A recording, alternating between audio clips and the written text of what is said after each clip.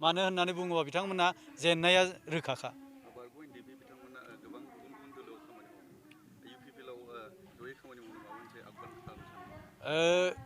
जाय बिथांमोना BPF हिसाबै दङ बिथांमोना दानिल' नङा गोबां समनिफ्रायनो दंखायो बिसोरो BPF हिसाबै खामानि मावबोदों। दा जायफ्रा BPF हिसाबै मावदों बिथांमोना मावगासिनो दं, नाथाय बिथांमोना दिनैनि दिनाव जोबोद लोरबां। जों सांग्रांखौ नुवाखै, जोङो जेबो बिथांमोननि फारसे देरहासारनायखौ नुहुरखायाखै।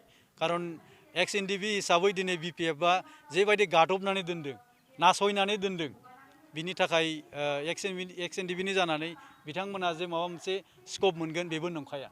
दिनै गोबाङानो एक्स NDBफोरा BPFखौ सापर्ट होनांगौ, खामानि मावनांगौ होननानै बुंदों, नाथाय बियो जाफुंसार जानाय नङा।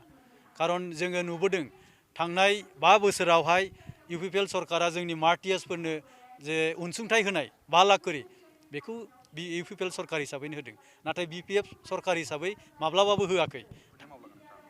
नंगौ, थारैनो मैयानिफ्राय आंनो इनचार्ज हिसाबै गथायनाय जादों दायित्वखौ।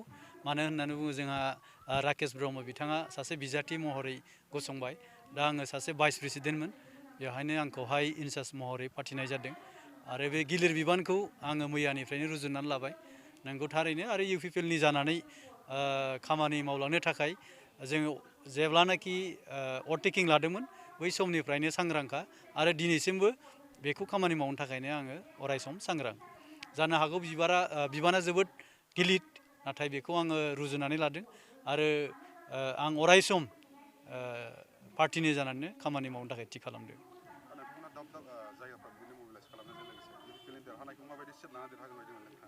जों दिनैनि थारिखआवहाय गोबां सिटखौथ' जों देरहानायखौ नुहुरखादों आरो देरहाखागोनबो।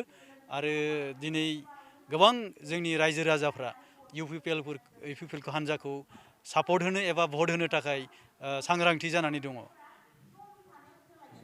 गोजोन्थों।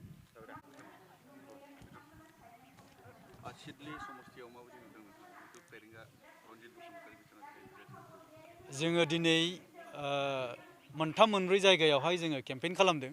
बेवहाय नुदों लोब लोब रायजो राजाया दिनै गोसो गुदुं जानानै बिथांखौ देरहासार होनायाव दिनै लोब लोब ओंखारदों आरो बयबो थि खालामदों जे रनजित बसुमतारी सारखौ देरहाहरहोगोन होननानै।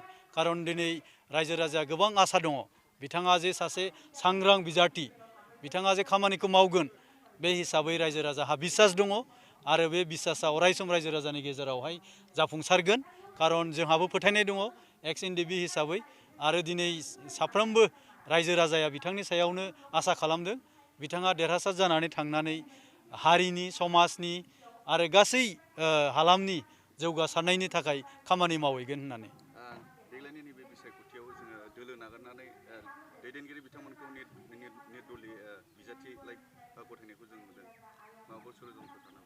षड़यन्त्र हिसाबै जाय बिथांमोना गेलेनो नाजादों इन्डिपेन्डेन्टै, हयथ' बिथांमोननि गावबागाव अपिनियननि बाथ्रा।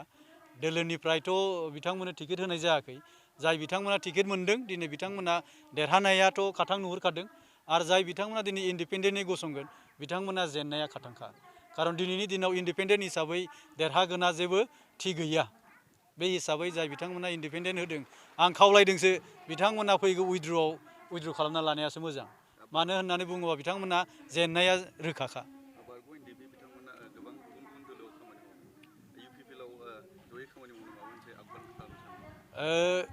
जाय बिथांमोना BPF हिसाबै दङ बिथांमोना दानिल' नङा गोबां समनिफ्रायनो दंखायो बिसोरो BPF हिसाबै खामानि मावबोदों। दा जायफ्रा BPF हिसाबै मावदों बिथांमोना मावगासिनो दं, नाथाय बिथांमोना दिनैनि दिनाव जोबोद लोरबां। जों सांग्रांखौ नुवाखै, जोङो जेबो बिथांमोननि फारसे देरहासारनायखौ नुहुरखायाखै। खारन एक्स NDB हिसाबै दिनै BPFआ जेबायदि गादबनानै दोनदों, नासयनानै दोनदों, बिनि थाखाय एक्स NDBनि जानानै बिथांमोना जे माबा मोनसे स्कप मोनगोन बेबो नंखाया। दिनै गोबाङानो एक्स NDBफोरा BPFखौ सापर्ट होनांगौ, खामानि मावनांगौ होननानै बुंदों, नाथाय बियो जाफुंसार जानाय नङा। खारन जोङो नुबोदों थांनाय 5 बोसोरावहाय UPPL सरकारा जोंनि मार्टियार्सफोरनो जे अनसुंथाइ होनाय 5 लाख करि, बेखौ UPPL सरकार हिसाबैनो होदों, नाथाय BPF सरकार हिसाबै माब्लाबाबो होआखै। थांनाय जानुवारि 27आवबो होआखै आरो बिथांमोना होनायनि जेबो मतलबानो गैखाया। बेनिखायनो दिनै जाय बिथांमोना BPFआव थांनानै खामानि मावहैदों बिथांमोना ओंथि गैयै जानानै दङ। गोजोन्थों।